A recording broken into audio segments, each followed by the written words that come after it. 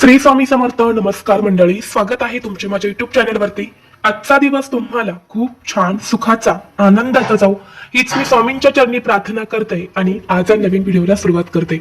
उद्या 3 जून 2026 वार बुधवार आणि या दिवशी आलेली आहे संकष्टी चतुर्थी.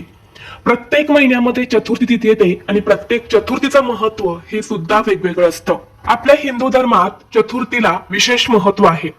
अधिक मासाच्या कृष्ण पक्षात येणाऱ्या चतुर्थीला त्रिभुवन संकट चतुर्थी असे म्हटले जाते. अधिक मास दर 3 वर्षांनी एकदा येतो, त्यामुळे ही चतुर्थी सुद्धा दर 3 वर्षांनी एकदा येते. या दिवशी विधीपूर्वक गणपतीची पूजा केली जाते आणि उपवास केला जातो. असे म्हटले जाते की हे व्रत केल्याने सर्व अडचणी दूर होतात आणि जीवनात सुख समृद्धीच्या संधी निर्माण होतात. आता सर्वांच्या मनामध्ये असा प्रश्न निर्माण झाला आहे की ही चतुर्थी तिथी नक्की 3 तारखेला आहे की 4 तारखेला. तर पहा, अधिक मासाच्या कृष्ण पक्षातील चतुर्थी तिथी ही बुधवारी 3 जून रोजी रात्री 9:22 सुरू होणार आहे आणि ही चतुर्थी तिथी दुसऱ्या दिवशी म्हणजे गुरुवारी रात्री 11:31 असणार आहे. चंद्रोदयाची वेळ ही 3 तारखेलाच असल्याने या चतुर्थीचा उपवास आपल्याला 3 जून म्हणजे उद्या बुधवारीच करायचा आहे आणि याच दिवशी चंद्राची पूजा देखील करायची आहे. आणि म्हणूनच चतुर्थी 4 जून रोजी दिवसभर असूनही चतुर्थीचे व्रत उपवास पूजा 3 जून रोजीच केले जाणार आहे. अधिक महिन्यातील चतुर्थी तिथी ही दर 3 वर्षांनी येते आणि म्हणून या चतुर्थीचे विशेष महत्व आहे. या दिवशी आपण व्रत केले तर आपल्या सर्व इच्छा मनोकामना पूर्ण होतात. भगवान श्री गणेशाचा आशीर्वाद हा प्राप्त होतो.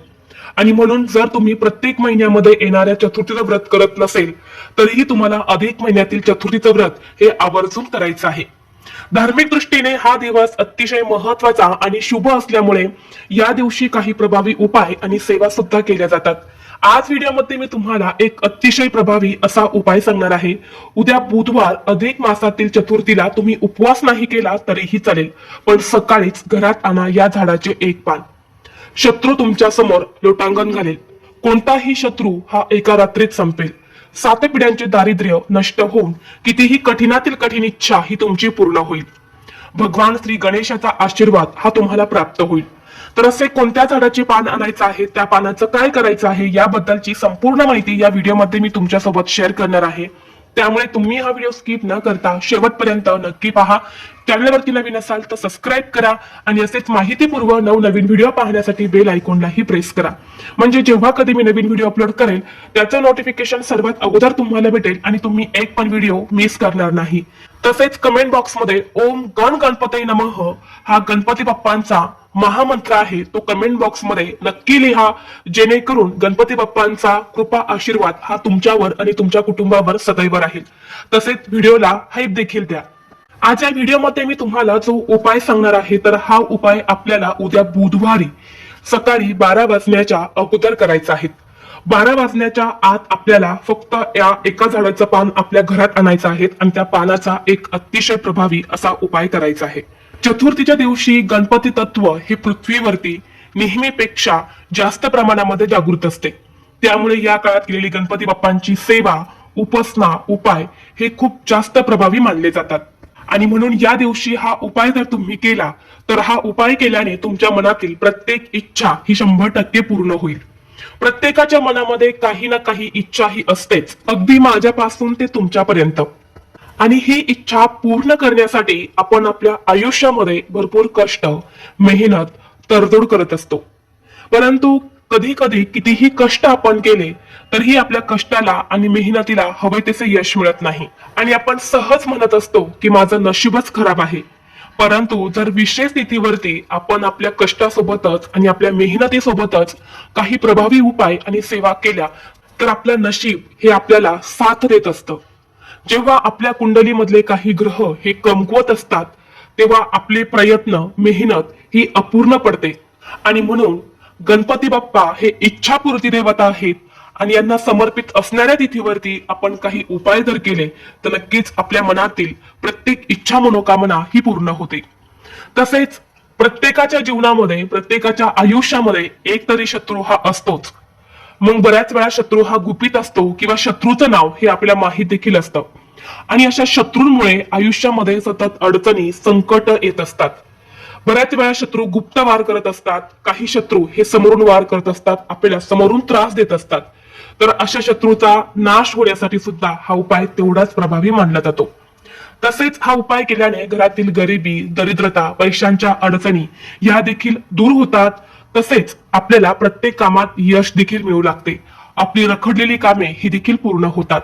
आपल्या ज्योतिषशास्त्रामध्ये अशी काही झाडे झुडपे सांगितलेली आहेत ज्यामध्ये साक्षात देवी देवता वास करत असतात. या झाडांमध्ये एक प्रकारची दैवी शक्ती असते आणि विशेष तिथीवरती या झाडा संबंधित आपण काही प्रभावी उपाय केले तर ती दैवी शक्ती ही आपल्याला प्राप्त होत असते. तर असेच एक दैवी शक्ती असलेलं झाड आहे ते म्हणजे रुईचं झाड. रुईचं झाड हे सर्वांनाच माहित आहे, ज्याला मंदार वृक्ष असं सुद्धा म्हटलं जातं. रुईची पाने ही भगवान श्री गणेशाला अतिशय प्रिय आहे. या झाडाची पानच नाही तर या झाडाची फुलं सुद्धा भगवान श्री गणेशाला अत्यंत प्रिय आहे. कारण या रुईच्या झाडाच्या मुळामध्ये साक्षात भगवान गणेश वास करतात, म्हणजेच गणपती बाप्पा वास करतात. आणि या झाडाच्या पानांमध्ये माता लक्ष्मीचा वास असतो. इतकं महत्व या रुईच्या झाडाला दिलं जातं आणि म्हणूनच आपल्याला रुईच्या झाडाचं पान जे आहे तर ते घरी आणायचं आहे. आता जेव्हा तुम्ही हे पान आणायला जाणार आहे तेव्हा जाताना तुम्हाला एक तांब्याभर पाणी घेऊन जायचं आहे. त्या पाण्यामध्ये थोडासा गुळ किंवा साखर टाकायचे आहे, थोडंसं दूध टाकायचं आहे, एक दिवा तुम्हाला घ्यायचा आहे, त्यामध्ये तूप घालायचं आहे किंवा तेल घालायचं आहे आणि यानंतर हा दिवा आणि हे पाणी घेऊन तुम्हाला त्या रुईच्या झाडापाशी जायचं आहे. तिथं गेल्यानंतर ना सर्वप्रथम त्या झाडापाशी हा दिवा प्रज्वलित करायचा आहे आणि यानंतर हे जल तुम्हाला त्या रुईच्या झाडाला अर्पण करायचं आहे. जल अर्पण करत असताना ओम गण गणपते नमः या मंत्राचा जप करायचा आहे. यानंतर दोन्ही हात जोडून तुम्हाला गणपती बाप्पांचं नामस्मरण करायचं आहे. हे पान तुम्ही कशासाठी नेत आहे ते भगवान श्री गणेशाला सांगायचं आहे, त्या वृक्षाला सांगायचं आहे आणि यानंतर त्या झाडाचं एक पान तोडून तुम्हाला घरी आणायचं आहे. हे पान घरी आणल्यानंतर ते पान सर्वप्रथम तुम्हाला स्वच्छ धुवून काढायचं आहे, व्यवस्थित पुसून काढायचं आहे आणि यानंतर तुम्हाला तुमच्या देवघरासमोर बसूनच या पानाचा उपाय करायचा आहे. आता हा उपाय करण्यापूर्वी सर्वप्रथम तुम्हाला गणपती बाप्पांची मूर्ती तुमच्या देवघरामध्ये असेल तर मूर्तीवरती अभिषेक करून घ्यायचा आहे. फोटो असेल तर तो फक्त स्वच्छ पुसून काढा, कारण फोटोवरती अभिषेक करत नाही. आणि जेव्हा मूर्तीवरती अभिषेक करणार आहे तेव्हा तुम्हाला गणपती अथर्वशीर्षमचं पठण करायचं आहे आणि शुद्ध पाण्याने अभिषेक करायचा आहे. अभिषेक केल्यानंतर जे तीर्थ असणार आहे, जे पाणी असणार आहे तर ते घरातील लहान मुलांना पाजायचं आहे आणि बाकीचं तीर्थ हे तुम्हाला पिण्याच्या पाण्यामध्ये टाकायचं आहे. यानंतर गणपती बाप्पांची मूर्ती व्यवस्थित पुसून तुम्हाला तुमच्या देवघरामध्ये छोट्याशा पाटावरती किंवा देवघरामध्ये व्यवस्थित ठिकाणी ठेवायचे आहेत. गणपती बाप्पांना हळद, कुंकू, अक्षदा, दुर्वा, जास्वंदाची फुलं अर्पण करायची आहेत. धूप, दीप, अगरबत्ती वळून घ्यायचे आहेत. नैवेद्यामध्ये तुम्ही बत्तासे, अनारसे किंवा गुळ खोबऱ्याचा नैवेद्य किंवा मोदकाचा नैवेद्य तुम्हाला दाखवायचा आहे आणि यानंतर तिथे बसून तुम्हाला हा उपाय करायचा आहे. कारण सर्वप्रथम गणपती बाप्पांची पूजा करायची आहे, यामुळे भगवान श्री गणेश हे प्रसन्न होतात आणि यानंतर आपण जे काही उपाय करतो ना तेव्हा भगवान श्री गणेशाच्या कृपेने त्या उपायांचा आपल्याला शीघ्र फळ प्राप्त होते. आता उपाय करण्यासाठी तुम्हाला थोडासा कुंकू घ्यायचा आहे, कुंकवाचा गंध तयार करायचा आहे आणि यानंतर एक काडी घ्यायची आहेत किंवा तुमच्या बोटाच्या साह्यानेच उजव्या हाताच्या करंगळी जवळचं ते बोट असतं अनामिका, त्या बोटाने किंवा एखादी काडी घ्यायची आहेत आणि त्या पानावर तुम्हाला तुमची इच्छा लिहायची आहे.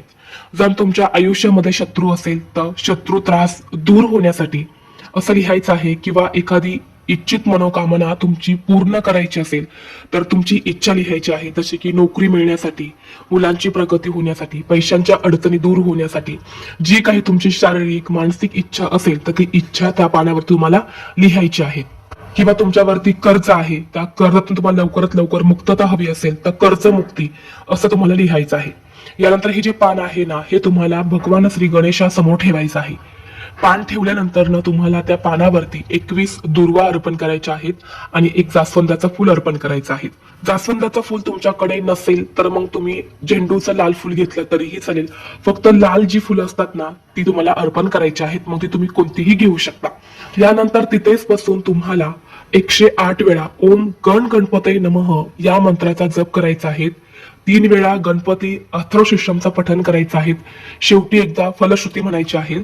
1 वेळा गणपती बाप्पांच्या संकटनाशक स्तोत्राचं पठण करायचं आहे आणि दोन्ही हात जोडून जी इच्छा तुम्ही पानावरती लिहिलेली आहे तर ती इच्छा पूर्ण होण्यासाठी मनोभावे प्रार्थना करायची आहे. संपूर्ण दिवसभर रात्रभर हे पान तिथेच गणपती बाप्पांसमोर राहू द्यायचं आहे. दुसऱ्या दिवशी हे पान उचलून तुम्हाला वाहत्या पाण्यामध्ये विसर्जित करायचं आहे. तुमच्या घराजवळ एखादी वाहतही नदी असेल किंवा वाहतं पाणी असेल, तलाव असेल तर तिथे जाऊन हे पान तुम्हाला विसर्जित करायचं आहे. जर तुमच्या घराजवळ वाहतं पाणी नसेल तर हे पान घेऊन तुम्हाला गणपती बाप्पांच्या मंदिरात जायचं आहे. जिथे कुठे भगवान श्री गणेशाचं मंदिर असेल तिथे जाऊन हे पान तुम्हाला बाप्पांच्या चरणी अर्पण करायचं आहे आणि पुन्हा एकदा आपली इच्छित मनोकामना जी आहे तर ती व्यक्त करायची आहे. तर अशा पद्धतीने हा छोटासा उपाय जो आहे तर तो आपल्याला उद्या बुधवारी अधिक मासातील चतुर्थीला आवर्जून करायचा आहे. खूप जास्त प्रभावी उपाय आहेत. हा उपाय केल्याने नक्कीच तुमच्या जीवनात ज्या काही समस्या आहेत, ज्या काही अडचणी आहेत तर त्या नक्कीच दूर होतील.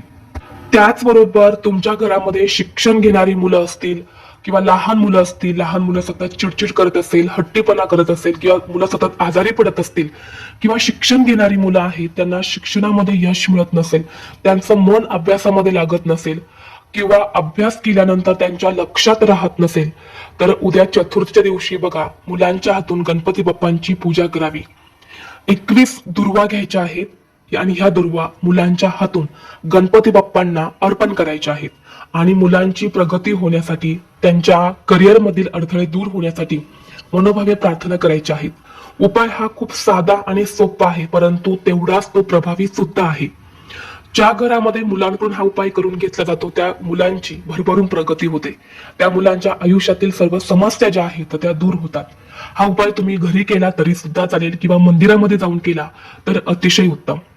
तसेच तुमचा एखादा छोटा मोठा उद्योग व्यवसाय असेल, त्यामध्ये यश मिळत नसेल, व्यवसाय हा चांगला चालत नसेल तर त्यासाठी तुम्हाला एक उपाय सांगते, तो सुद्धा तुम्ही नक्की करून पहा. काय करायचं आहे, आपला जो गुळ असतो ना तर तो गुळ किसून घ्यायचा आहे आणि त्याचे तुम्हाला 11 या संख्येमध्ये गुळाचे अगदी छोटे छोटे लाडू बनवायचे आहेत आणि हे लाडू 21 दुर्वा घेऊन तुम्हाला गणपती बाप्पांच्या मंदिरामध्ये जायचं आहे आणि तिथे जाऊन तुम्हाला या 21 दुर्वा आणि 11 गुळाचे लाडू जे आहेत ते भगवान श्री गणेशाला अर्पण करायचे आहे आणि दोन्ही हात जोडून तुमच्या उद्योग व्यवसायामध्ये वृद्धी होण्यासाठी, वाढ होण्यासाठी, यश मिळण्यासाठी मनोभावे प्रार्थना करायची आहेत.